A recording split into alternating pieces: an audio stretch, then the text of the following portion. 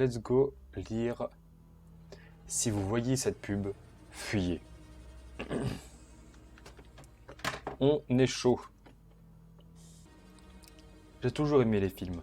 En tant que cinéphile, mon attention se portait instantanément sur la télévision lorsque j'apercevais une publicité pour un film à venir.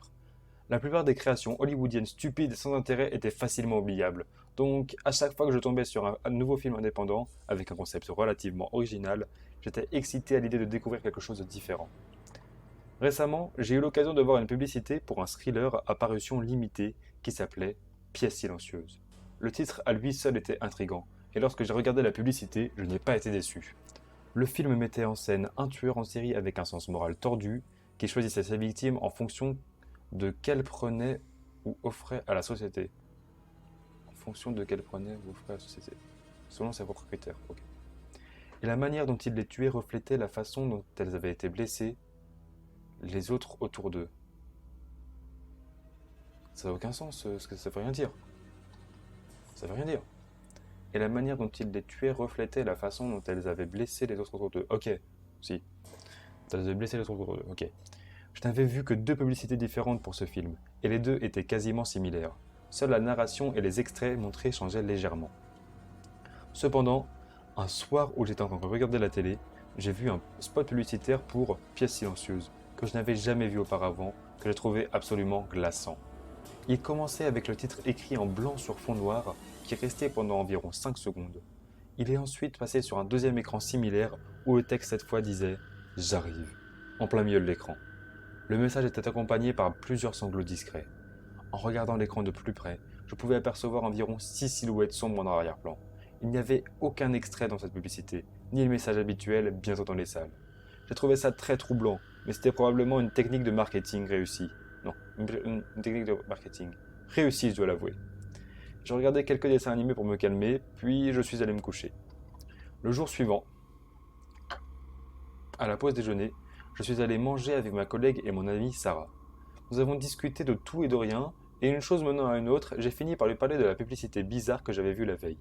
J'ai été choqué d'apprendre qu'elle regardait également la même chaîne à la même heure, mais la bande-annonce qu'elle avait vue n'était pas du tout celle que j'avais vue. C'était l'habituel qui passait au début. J'ai protesté et je lui ai décrit en détail ce que j'avais vu dans la mienne, mais elle n'avait aucune idée de ce dont je parlais. Cela m'a bien sûr perturbé, mais ne trouvant pas d'explication, j'ai fini par hausser les épaules en essayant de ne plus y penser. Après quelques jours, j'avais complètement oublié ce qui s'était passé, et je suis retourné à ma petite routine télé le soir. Mais évidemment, je n'ai pas tardé à la revoir à nouveau. C'était presque la même que la dernière fois, seulement cette fois-ci, tout semblait plus intense. Les lamentations et les sanglots étaient plus forts, et les silhouettes en arrière-plan beaucoup plus visibles. Mon cœur s'est emballé. J'ai pris mon téléphone et j'ai appelé Sarah, lui demandant si elle voyait ce que j'étais en train de voir. Mais elle répondit par la négative et a rapidement raccroché, en me disant qu'elle était trop occupée avec ses enfants pour discuter. Je n'ai pas protesté, toujours sous le choc de cette étrange bande-annonce que je semblais être la seule à voir. Mes pensées tourbillonnaient dans ma tête, et j'ai commencé à douter de ce que je voyais et j'entendais. Avant de sombrer davantage dans la panique, je me suis levé et suis allé me préparer quelque chose à manger. Et j'ai de nouveau regardé les dessins animés, ce qui ne m'a pas beaucoup aidé cette fois, puis je suis allé me coucher. Je m'attendais à devoir retourner dans tous les sens avant de trouver le sommeil, mais étrangement, j'ai très vite sombré dans l'inconscience. Au milieu de la nuit, je me suis brutalement réveillé. J'aurais juré avoir entendu quelque chose d'étrange, mais je n'arrivais pas à mettre le doigt sur ce que c'était. La publicité de Pièces silencieuses m'est presque immédiatement revenue en mémoire, et la peur qui l'accompagnait m'a submergé. Je me suis figé dans le lit, le cœur battant à tout rompre, et j'ai essayé de localiser le bruit, même si une petite voix au fond de mon esprit me disait que c'était sûrement mon imagination. On aurait dit des pleurs et des lamentations intenses, exactement les mêmes que j'avais entendues à la télé. La peur qui me serrait la poitrine s'est transformée en panique, et j'ai tiré le drap par-dessus ma tête dans une vaine tentative d'étouffer les bruits, mais ils n'ont fait qu'empirer. Le désespoir de ces êtres envahissait mon esprit, m'assourdissait. Ok. Alors que j'essayais de toutes mes forces de bloquer ces horribles voix, j'ai aperçu une ombre traverser mon drap, mais j'étais trop terrifié pour le retirer et vérifier si c'était simplement un oiseau ou autre passant devant ma fenêtre, ou quelque chose de bien plus sinistre tapis dans ma chambre. J'avais l'impression d'être une enfant terrifiée par le monstre dans son placard ou dans son lit, sous son lit. Et cette impression s'est brusquement intensifiée lorsque j'ai senti quelque chose de glacé toucher mes orteils sous le drap. Tremblante de peur, des larmes coulant sur mes joues, je me suis mis en position fétale et prié de toutes mes forces. Mais mes prières étaient inutiles car quelques instants plus tard, mon drap a violemment été arraché et j'ai pu voir ce qui rôdait dans ma chambre. Une silhouette noire, grande, se tenait à côté de mon lit. Il n'y avait pas d'oreilles, ni de nez, ni d'yeux sur sa tête. Son seul trait était une énorme bouche étirée en un grand sourire sinistre. Le besoin de hurler a inondé mes poumons, mais aucun son ne s'était échappé de ma bouche tremblante. En plus, ma terreur... Non, et plus ma terreur grandissait, plus le sourire de la créature s'élargissait. Elle semblait se nourrir de ma peur intarissable, jusqu'à ce qu'elle en ait assez et me transperce le cœur de sa griffe acérée. J'ai réussi à apercevoir une dernière fois la chose, pleinement satisfaite et repue, avant que je ne sombre dans les ténèbres. Quand je me suis réveillé, j'étais sur le sol. Je ne savais pas combien de temps s'était écoulé, mais il faisait toujours très noir à l'extérieur. Me souvenant brusquement de ce qui s'était passé, j'ai saisi ma poitrine, là où la créature m'avait attaqué.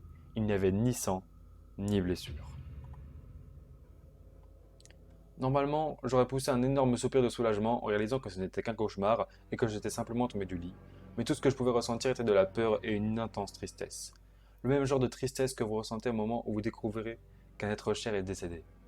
Je me suis relevé tant bien que mal et j'ai trébuché jusqu'à l'interrupteur pour allumer, mais j'avais pas tâtonné dans le noir, je ne trouvais pas. La seule lueur dans la pièce était celle de la fenêtre. En me tournant vers elle pour l'inspecter, j'ai violemment sursauté. Elle était beaucoup plus grande et semblait anormale. En m'approchant pour l'examiner, j'ai remarqué ce qui ressemblait à des lettres écrites sur le verre. On aurait dit le reflet d'un message sur le miroir. Je me suis concentré pour le lire. J apostrophe A R R I V E. J'arrive. Mes jambes se sont dérobées sous moi et une terreur indescriptible m'a envahi lorsque j'ai réalisé ce qui s'était passé.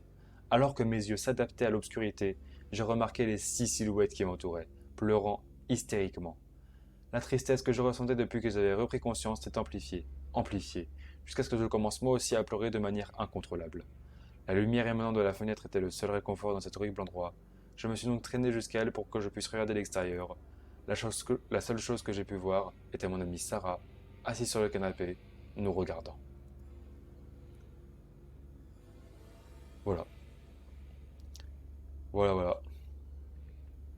Si vous voyez cette pub, fuyez. Les commentaires. On va lire un peu les commentaires, parce que les commentaires, bah, c'est drôle à lire. Moi, j'aime beaucoup ça. Moi qui suis nouvelle sur le blog, je suis trop contente et satisfaite de cette histoire. Oui, moi aussi je suis nouveau et ça m'a pas déçu. Ok. Mais what the fuck, je m'attendais tellement pas pour la fin. Je pense que c'est pareil pour moi. Ouais, c'est vrai que la fin, genre je m'attendais pas à ce que... Je m'attendais au fait qu'elle se réveille, parce que c'était trop loin de la fin. Mais je m'attendais pas à ce qu'elle soit dans la pub et sans Sarah qui la regarde. Mais du coup, si Sarah la regarde, ça va être son tour après, logiquement. Ça fait froid dans le dos, j'en ai fait une vidéo sur YouTube. Non, ça je m'en fous. Non.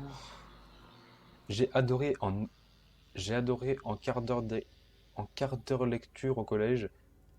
C'est parfait. En plus, elle est pas trop longue comparée aux autres. C'est vrai qu'elle était pas longue, elle a duré genre 7 minutes.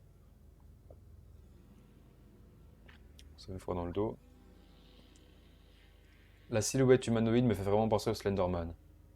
Oui, oui, c'est vrai. C'est le même truc.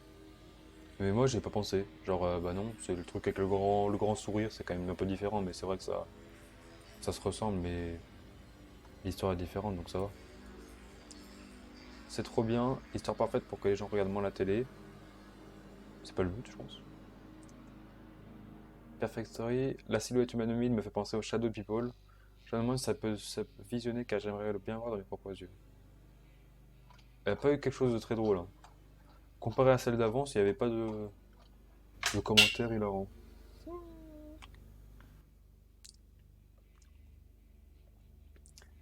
Bah voilà, ça en fait deux. Je sais pas si je vais beaucoup dormir ce soir.